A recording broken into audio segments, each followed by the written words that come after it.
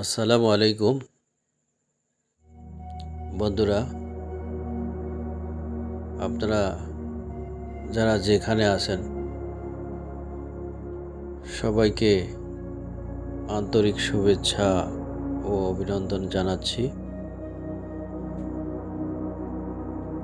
আশা করি আপনারা সবাই ভালো আছেন।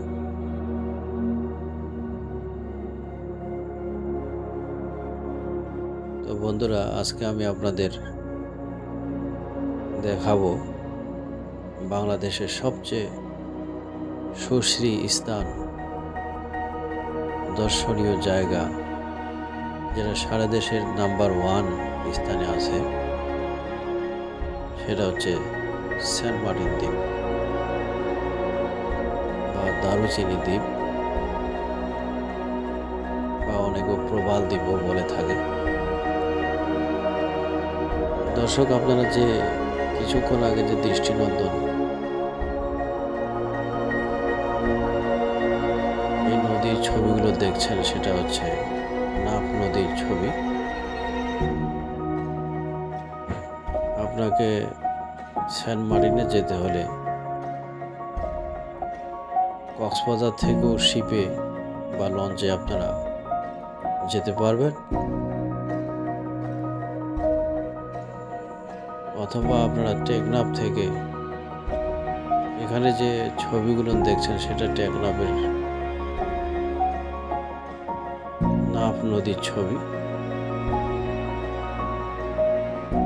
এই টেকনাফ থেকে আপনারা শিপ পে করে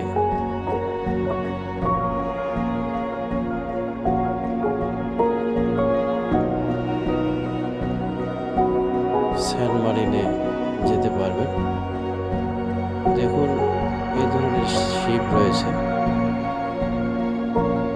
এটা আপনি টেকনাফ থেকেও যেতে পারবেন, অথবা কক্সবাজার থেকেও আপনারা শিপের মাধ্যমে এই সেন্ট মার্টিনে যেতে পারবেন।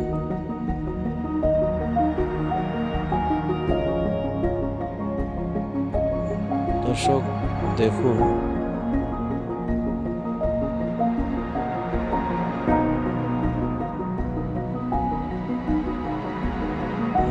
নাফ নদীর বা এর পার্শ্ববর্তী বঙ্গোপসাগরের চিত্র।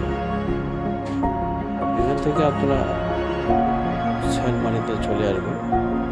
এখান থেকে আপনারা ভ্যানের মাধ্যমে পুরো সেন্ট মার্টিন ঘুরে দেখতে পারবেন, অথবা এখানে সাইকেল ভাড়া পাওয়া যায়।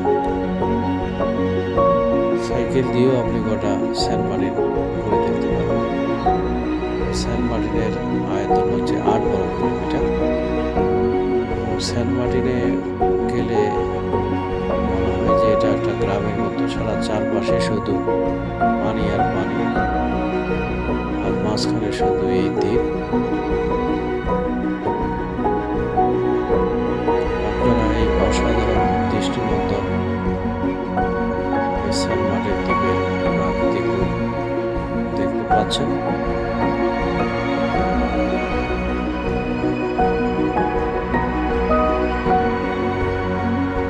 দর্শক, দেখেন আমি 4-5টা আপনাদের ঘুরে ঘুরে দেখাচ্ছি।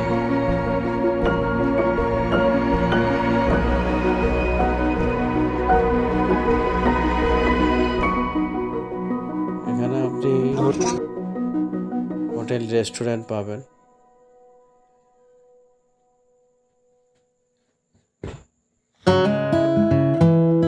এখানে কোরাল, এই নদীর মাছ ভালো পাওয়া যায়, ফ্রাই করে খেতে পারেন।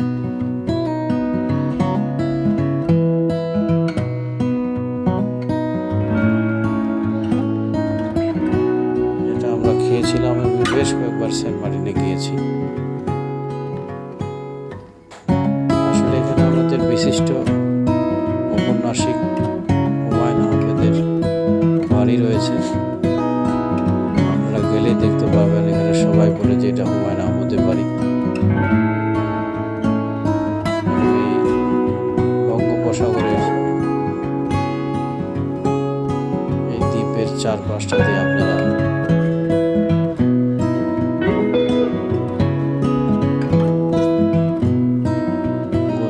দেখতে পারবেন।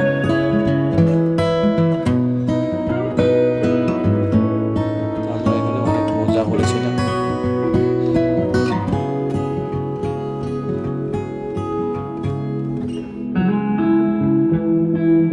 এখানে আমরা সারাদিনে হই হুল্লা করে খুব মজা করেছিলাম। আপনারা যাতে ঘরে বসেই এই সেন্ট মার্টিনের প্রাকৃতিক মনোমুগ্ধকর দৃশ্য দেখতে পারেন।